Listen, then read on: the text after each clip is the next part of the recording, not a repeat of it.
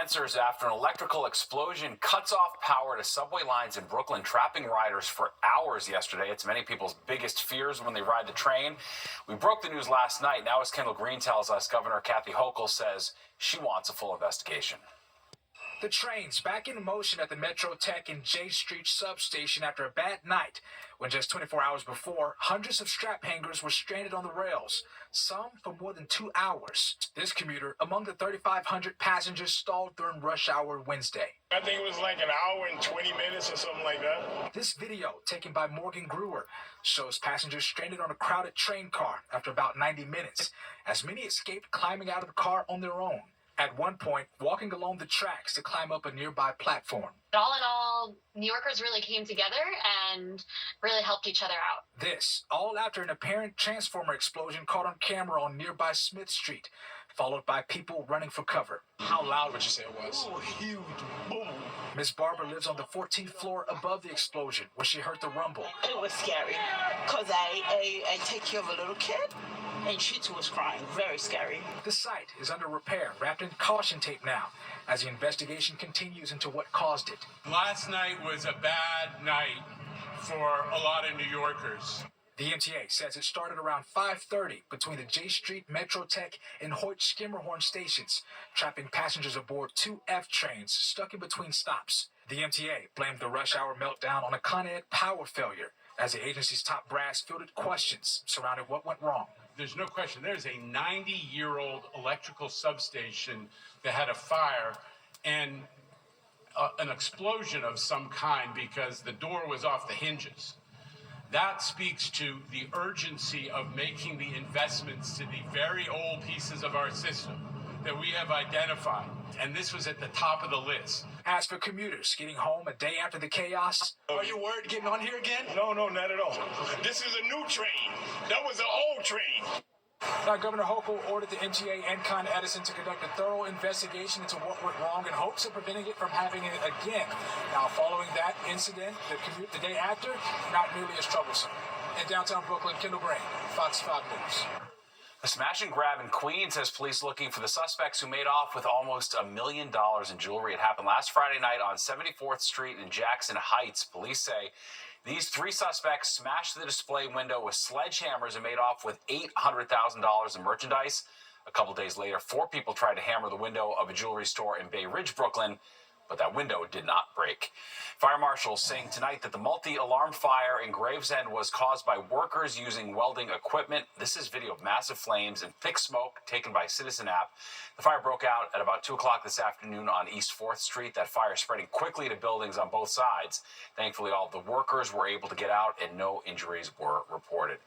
Well, the new star of the New York Mets introduced this afternoon at Citi Field. It comes one day after the team finalized Juan Soto's record 15-year, $765 million contract. Fox 5's Jennifer Williams takes us to Citi Field for more on what the newest Met had to say. The last time Juan Soto was in New York, it was a different feeling. It was the end of the World Series and also the end of his career as a Yankee. Now the 26-year-old is in another borough. On Thursday, the 4-time All-Star was introduced in Queens as a member of the Amazons. The Mets is a great organization, and what they have done in the past couple years, showing all the ability to keep winning, to keep growing a team, to try to grow a dynasty is one of the most important things. What I'm trying to do is, build a team of sustainable winning. And so it just shows I'm committed. The record deal, worth $765 million over 15 years, certainly didn't hurt the Mets' cause. But as for what gave the club the edge in the Soto sweepstakes, it's the culture it's creating. I think they did a great job on showing me everything that they can do for me and my family. It was still quite the feat to pry away a player from the Yankees, but owner Steve Cohen downplayed relishing the moment. I can promise you the Yankees they'll take players from us, and they'll win their share of battles.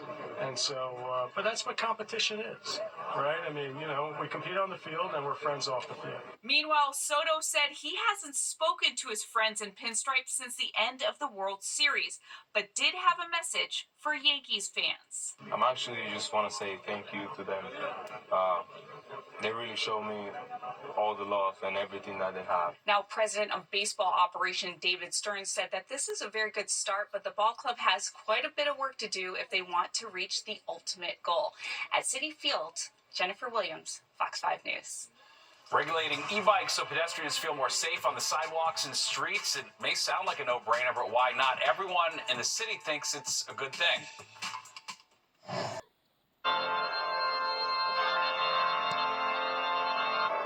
Listen to that. A Grand Oregon making music once again at St. John the Divine. The Oregon undergoing a 5-year cleaning and reinstallation process. Fox 5's Duarte Geraldino shows us more about that intricate process. The organ at St. John the Divine Cathedral is considered an American masterpiece. But in 2019, it was silenced by a devastating fire that made headlines. The New York Post captured flames licking the inside of the cathedral. The New York Times showed the cavernous space filled with smoke. In the basement of the church, a room where we store art somehow exploded into flames. And all of those old oil paintings caught fire and filled this room with really petroleum-infused smoke. Though the flames never touched it, that oily smoke seeped into the organ. A lot of those substances can sort of corrode the pipework and the other components, so that to be completely taken out and cleaned. Built in 1910 and expanded in the 50s, this organ is considered one of the finest in the country. There's an amazing dynamic spectrum, from the softest softs to tremendous powerful sounds that actually vibrate through your whole body. There are people who come to concerts and sit in these risers, these pews behind me, so that they can feel the bass coming up from the wood below them. This weekend, the Great Organ will make its debut on Saturday at 4 p.m. Playing this organ is like getting in the greatest rocket ship, taking off and then seeing the planet from a distance. It's an unbelievable experience. The celebration continues in the spring with free recitals that'll showcase the organ's incredible sound. Duarte Geraldino, Fox 5 News. Pretty amazing. Wow. Well, a local designer originally from Colombia is offering free sewing lessons to newly arrived migrants. Hugo Herrera migrated to the U.S. 24 years ago, arriving in Miami with no money and not knowing the language. He eventually made his way to New York, working for a company tied to Donna Karan and Marc Jacobs. In 2015, he started offering free classes, and 6 months ago, he created Stitches by Hugo, a nonprofit organization where every Saturday for 2 months, women gather at his Midtown location off Broadway. Here in New York, there are academies that charge $5,000 for classes. My students can't pay that. Our mission is for them to set up their own business. This is just one more tool for them. I was able to achieve it, and I know they can too. Yeah, Hugo hopes he'll be able to expand and help his students by giving them sewing machines and the tools they need to succeed on their own. Well, a reminder, the Good Day New York crew is giving back to our community with the 3rd annual Good Day Care Special tomorrow. All morning long, Good Day is taking donations to benefit the food bank for New York City with special guests like Charlemagne the God, the Radio City Rockettes, and more. Be sure to tune in to see exactly how much we can raise. Well, one lawmaker pushing for more e-bike regulations on the streets of New York, but the DOT commissioner is saying not so fast, why he's trying to put the brakes on the bill. And Mayor Adams meeting with the incoming border czar about the immigration crisis in New York tonight, while immigrants' rights advocates are not happy about it. You're watching the 10 o'clock news. Well, they seem to just keep growing in numbers. E-bikes are everywhere, but instead of supporting more regulations, one city official is pushing back. A proposed new bill would regulate how e-bikes can be used in the city. But as Fox 5's Jessica Formoso reports, the DOT commissioner says he fears it would unfairly target the migrant community. 2.5 years ago, I was struck by an e-vehicle coming off a sidewalk and into a crosswalk where I was crossing legally. The sad part of my story is that I'm permanently paralyzed on my right side, little use of my right arm, and leg, basically. I struggle to do everyday tasks. It's these accidents involving e-vehicles that have Councilmember Robert Holden putting forth a bill that would require the registration of all e-vehicles, including e-bikes. 2 years ago, Holden introduced the bill, also known as Priscilla's Law, named after Priscilla Loke, a 69-year-old woman who was struck and killed by an e-bike in Chinatown in 2023. But it wasn't until this week that the City Council held its first hearing. And we need some controls. The fact that they're not licensed is a problem because nobody can identify them. If you're hit by one of these vehicles, and thousands have been hit by these e-vehicles, if you go through a red light and you cause an accident and then you take off, we can track you down. The proposed bill would require all e-bikes and e-scooters be registered with the Department of Transportation and display a visible license plate. That's how we control vehicles, cars, trucks. We have license plates. We can identify them. We can do that through technology, meaning red light cameras, speed cameras. There's never any accountability. Riders flee 90% of the time. But e-bike riders are getting killed too. But the City DOT Commissioner, Idanis Rodriguez, who was present at the hearing, not endorsing the bill. We support the intent of this bill. We don't support this bill. As the council member is introducing it today, we are more than happy to work with the council member, to work with the chair and the speaker, and all of you in a comprehensive task force. Opponents of the bill say it would target the migrant community, and licensing these e-bikes could be costly. Holden says he has the support of 29 city council members, more than half of the votes needed in order to pass. The next step would be to bring the bill to the floor for a vote. However, it is unclear when that would happen. On the Upper East Side, I'm Jessica Formoso, Fox 5 News. Mayor Adams meeting with the nation's incoming border czar today. Adams welcoming parts of President-elect Trump's hardline immigration platform, saying he and Tom Homan want to work together to rid the city of migrant criminals who repeatedly commit crimes. Critics of the mayor say he's doing this in hopes that Trump will pardon the mayor for federal corruption charges he's facing. I've said this before, and I'm surprised the way everyone is attempting to state this is a new coming of Eric Adams. I've stated this over and over again, long before this election, that this can't be a safe haven for violent individuals. The city's legal team is vetting what authority it has to speak with lawyers at ICE in order to go after criminals and deport them. New York Army National Guard troops will soon be pulled from migrant shelters in New York. According to the New York Post, the National Guard has declared the troops' mission completed and will start removing them from shelters next Wednesday, with all troops to be sent home by the end of March. The National Guard's been assisting shelters since 2022, when the city was overwhelmed with newly arrived migrants, but state officials say the numbers are now low enough to end those operations.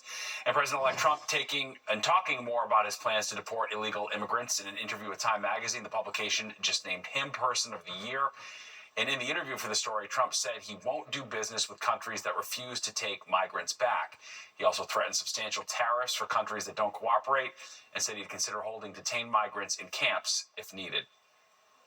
President Biden issuing broad pardons and commuting the sentences of nearly 1,500 people in what's said to be the largest single-day act of clemency in modern history.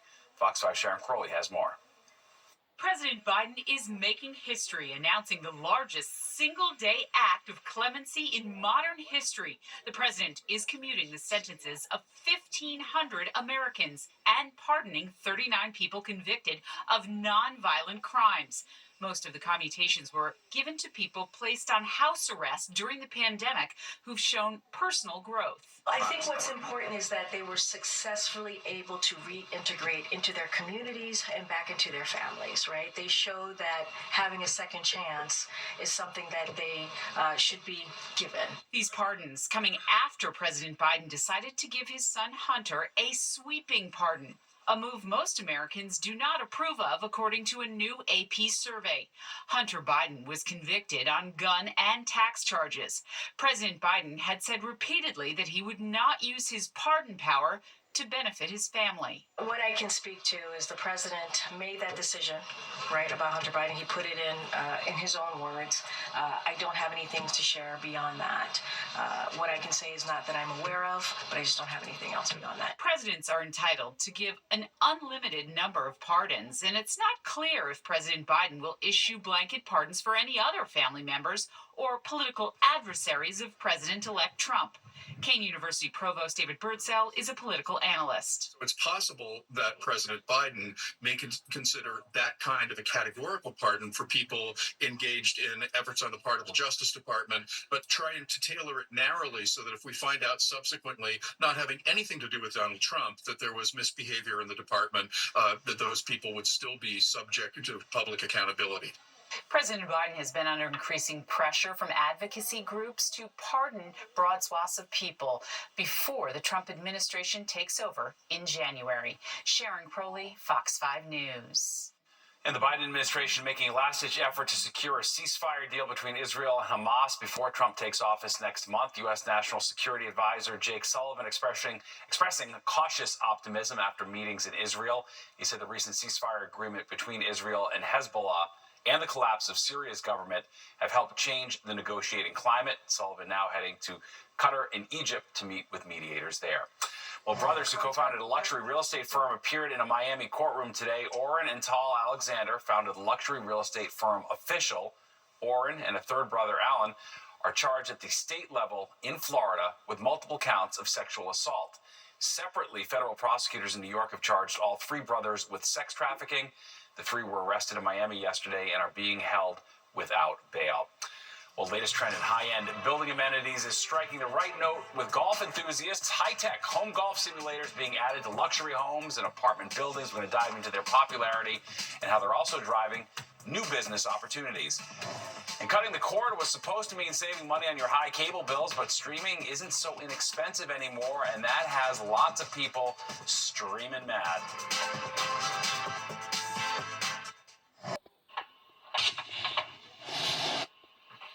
Well, forget having a swimming pool or a jacuzzi. The newest thing in ultimate luxury at home is having a golf simulator. Fox 5's Jody Goldberg has the 411. Sam Levy's swing is unforgettable. From the red tees, like low 80s. The seventh grader hopes to make his high school's team in the spring. He's got a golf simulator in his home like this one that he practices on daily. You can gain the extra edge on them through the winter. His dad, Ossie, president of OXO Golf Simulators, designs and installs them. We come in and then fit everything from the screen to the leather padding to the turf. All the equipment. Ossie has installed close to 250 builds in the tri-state area, including this one in a Manhattan high-rise. He says while gyms and pools used to be selling points in apartment buildings, golf simulators are right on par and are being incorporated in newer construction. Being able to practice on your game, and it's also fun. You can go down with a few people and have a round of golf is a great experience. How does it work? The launch monitor up there that sees the ball. You get the shot, picks up the shot, and then projects it onto the screen. You can customize the conditions like wind and terrain, and depending on your build, there are over 1,000 courses to choose from. Some really cool, well-known courses that you can get out there and play. You can also custom design a course. Ossie also built this simulator inside Louis Finn's upstairs lounge. When we were building our house, I said this is a great idea to have a multi-purpose room where I can play golf. In the wintertime, I have to go to the golf gym and pay money, and watch movies here, so it's just been a great room for me and my kids. And yes, there's even mini golf, which is more my speed. And unlike the driving range, the simulator gives you real-time feedback and shot data. You go to a range, you're just bashing balls, and you don't really get that information on what your body's doing or what the ball's doing. So with this system, you're able to see all that. Teeing up from the convenience of your home. On Long Island, Jody Goldberg, Fox 5 News. Pretty cool. Well, many TV watchers cut the cord a long time ago. Streaming services promised a way to save money on unnecessary channels you never watched, but are they getting even more expensive than your old cable bill? We're going to take a closer look at people's frustrations next. And she's making football fans' dreams come true, where Mariah will be taking her Queen of Christmas crown to this holiday.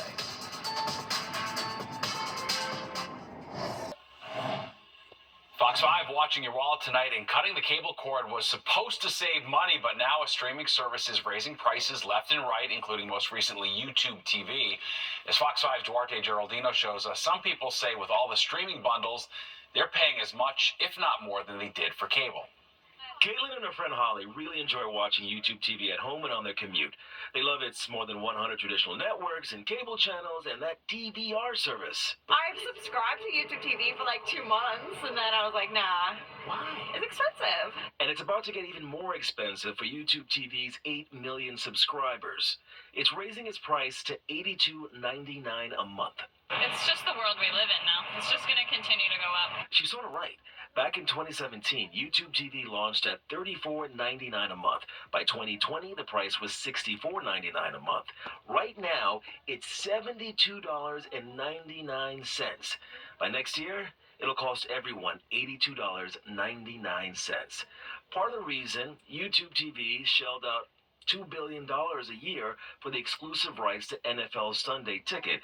Those costs are being passed on to you. In a statement released on X, YouTube TV says, "We don't make these decisions lightly, and we realize this impacts our members. With many exciting shows and live events coming in 2025, we remain committed to bringing you the best of TV all in one place. Thank you for being a loyal customer." So how does it compare to other streamers?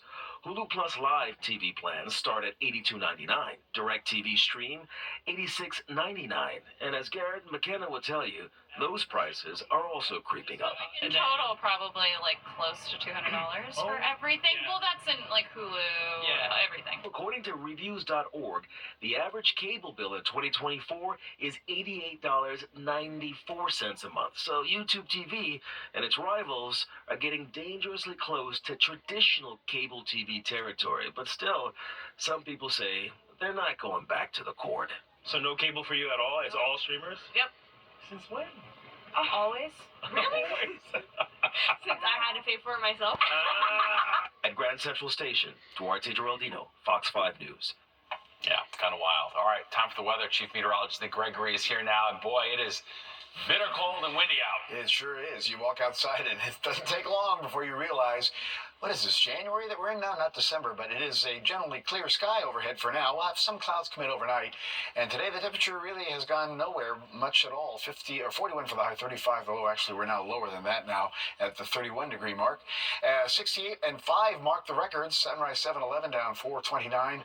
You will see all of it tomorrow again. Now our new low at 31. Westerly winds still a touch breezy at times, not as bad as it was earlier. Those gusts hit 60 miles per hour in spots.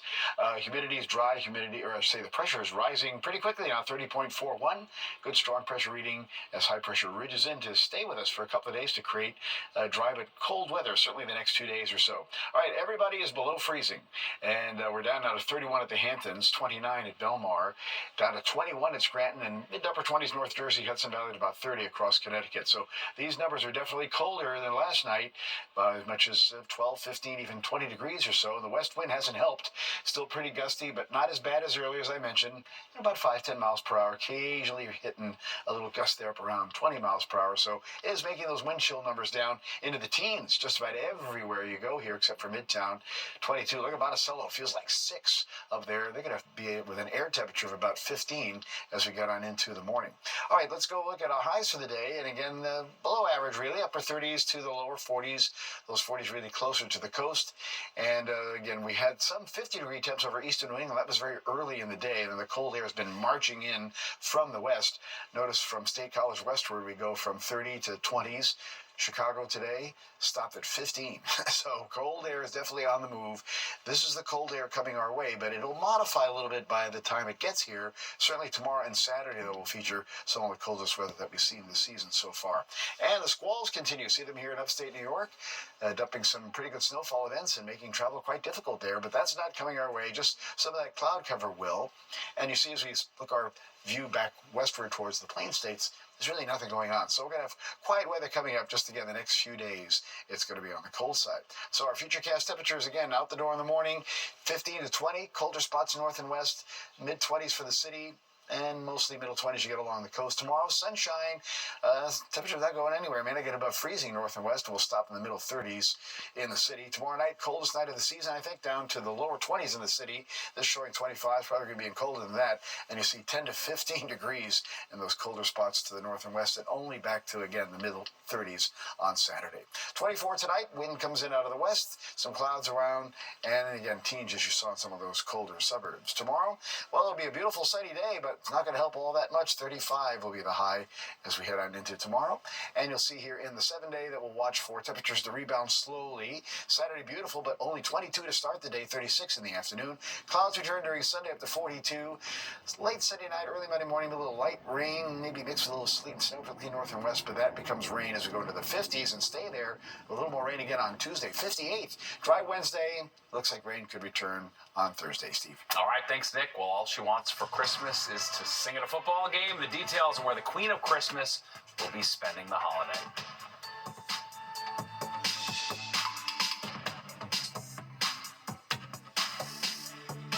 Mariah Carey will help make this year's Christmas Day football games a little more festive. A pre-recorded performance of her iconic holiday hit, All I Want for Christmas Is You, will kick off Netflix's game day coverage. The Kansas City Chiefs are taking on the Pittsburgh Steelers at 1 p.m. Then the Baltimore Ravens and Houston Texans face off at 4:30. Beyonce is set to perform a live halftime show during that game. Wedding bells are ringing for Selena Gomez and music producer Benny Blanco. The two stars announced their engagement yesterday with some photos featuring her new ring. After years of knowing each other and even working together, Gomez and Blanco started dating in June of 2023. Congrats to them, and there is more of the 10 o'clock news straight ahead. First, though, here's a look at what you can expect tomorrow on the roads and rails. They're New York's finest and furriest. The New York City Police Foundation's annual Canine and Friends calendar is out for 2025. It features photos of the NYPD's four-legged heroes alongside their officer partners. They've been publishing it since 2017. It raises money for public safety and community engagement programs, but it also honors the hard work these dogs do all across the city. You can grab a copy at nycpolicefoundation.org. All right, let's get one last check of the weather. Nick Gregory is back with what to expect, and what we can expect is cold temps overnight. We can be prepared for that. If you're waiting for the taxi ride, the Uber ride, waiting for the school bus, what have you, it is cold tomorrow morning. Teens north and west, middle 20s in the city, low to middle 20s along the coast. Some clouds will be around, and then a sunny day, but it's cold. Low and middle 30s at best. Some areas north and west of the city will not get above freezing tomorrow. Look at Saturday morning, 22 in town, probably as low as 10, well north and west. Back to 36 during Saturday. Nice day, just cold. Clouds return Sunday, back to the lower 40s. And then we deal with a little rain on Monday and probably Tuesday. But by Tuesday, high 50s. Drying out for Wednesday. And a little shower activity could return for Thursday. Steve? All right, thanks, Nick. And don't go anywhere. Good night, New York, with Crystal Young and Ryan Christopher is next at 11. You don't want to miss that. That does it for us tonight. If you missed any part of the 10 o'clock news, you can always catch an encore on our free streaming app, Fox Local. Just scan the QR code on your screen to download the free Fox Local app on your phone, where you can stream our newscast anytime. Have a great night.